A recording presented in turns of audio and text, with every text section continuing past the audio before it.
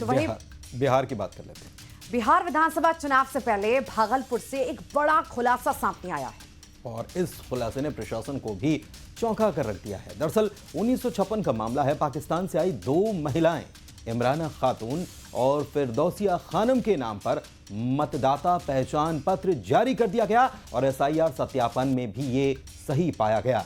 अब भागलपुर के जिलाधिकारी डॉक्टर नवल किशोर चौधरी ने आदेश जारी कर दोनों महिलाओं के नाम मतदाता सूची से हटाने की प्रक्रिया भी शुरू कर दी है। गृह मंत्रालय की जांच में यह भी सामने आया कि दोनों महिलाएं 1956 में वीजा पर भारत आईं और तब से वो यहीं रह रही हैं।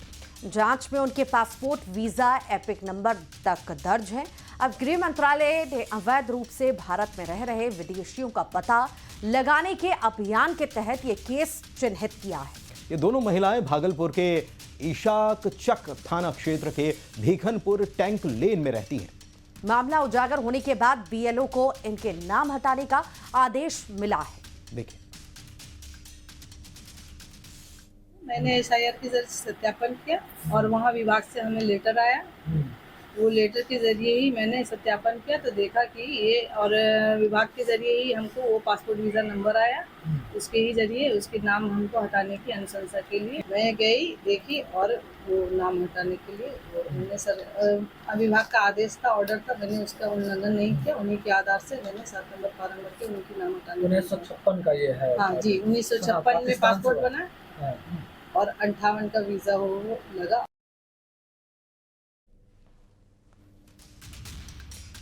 और केंद्रीय मंत्री किरेन रिजिजू का राहुल गांधी पर बड़ा हमला देखने को मिला है। उन्होंने कहा है कि राहुल गांधी बहुत खतरनाक रास्ते पर जा रहे हैं। देश को अस्थिर करने वाली भारत विरोधी ताकतों के साथ मिलकर कांग्रेस काम कर रही है। जुडिशरी को कमजोर करने के लिए लोगों ने बार बार बोला है कि इंडियन जुडिशरी बिक चुका है। फिर ये कहते हैं कि इलेक्शन कमीशन बिक चुके हैं। फिर बोलते हैं कि सरकार चोरी करके सरकार बनाया। ये लेफ्टिस्ट मेंटेलिटी से जोड़ते हुए ये लोग काम कर रहे हैं। ये राहुल गांधी तो बहुत डेंजरस ट्रैक में जा रहे हैं। कई लेफ्ट ऑर्गेनाइजेशन है जो देश के खिलाफ काम करने के लिए षड्यंत्र रचा रहे हैं। उनके साथ तालमेल करके राहुल गांधी और कांग्रेस पार्टी काम कर रहे हैं। ये देश के लिए बहुत ही चिंताजनक ये एक समय है।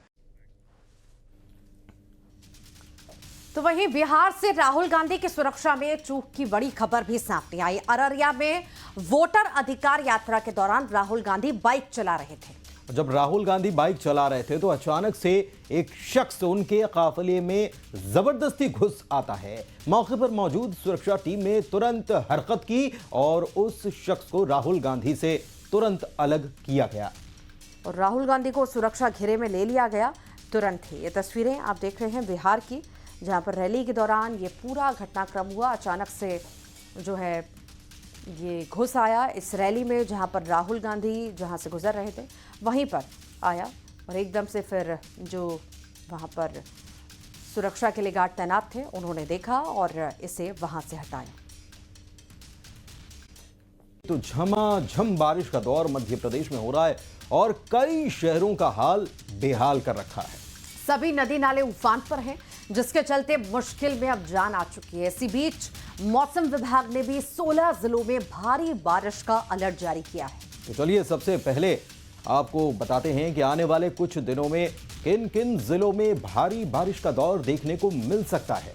तो इनमें जिले हैं नीमच, मंदसौर, ग्वालियर, मुरैना, शिवपुरी, गुना, अनूपपुर, सिंगरौली, श्योपुर, राजगढ़, आगरमालवा, रतलाम, झाबुआ, बालाघाट, मंडला, डिंडौरी और अनूपपुर जैसे जिले शामिल होना बताए गए हैं।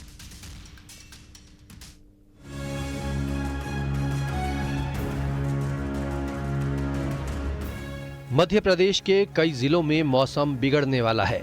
मानसून के फिर से रफ्तार पकड़ने से कई जिलों में लगातार तो कहीं कहीं पर रुक रुक कर बारिश का दौर जारी है। भोपाल, शाजापुर, राजगढ़, नर्मदापुरम, श्योपुर, मंडला और सिवनी मालवा समेत कई जिलों में बारिश हुई। तो वहीं अब मौसम विभाग की ओर से 16 जिलों में भारी बारिश का अलर्ट जारी किया गया है। मौसम विभाग की माने तो मध्य प्रदेश में अगले 3 से 4 दिनों तक बारिश का सिलसिला ऐसे ही जारी रहेगा और कई इलाकों में भारी से तेज भारी बारिश होगी। इस बीच मध्य प्रदेश के अलग अलग जिलों से सामने आई तस्वीरें देखिए। सबसे पहले बात श्योपुर की, जहां भारी बारिश के बीच कूनो नदी उफान पर है। इस बीच नदी पर बना पुल भी टूट गया, जिसके कारण दिमरछा गांव का संपर्क टूट गया। इस बीच कई लोगों का रेस्क्यू किया गया। मुरैना में बाढ़ में फंसे 150 लोगों का रेस्क्यू किया गया। ये सभी लोग बाबू बाबा के मंदिर में पूजा करने के लिए गए थे। इस बीच चंबल नदी का जलस्तर बढ़ने के कारण लोग वहां फंस गए। मौके पर पहुंची एसडीआरएफ की टीम ने सभी का रेस्क्यू किया। बात शिवपुरी की करें तो यहाँ रपटा पार करने के दौरान एक युवक पानी में बह गया, जिसकी तलाश की जा रही है। घटना कोलारस कस्बे के गुंजारी नदी की है। एक तरफ बारिश का दौर जारी है तो वहीं दूसरी ओर इस बारिश ने लोगों की परेशानियों को बढ़ा दिया है। Bureau report, news 18।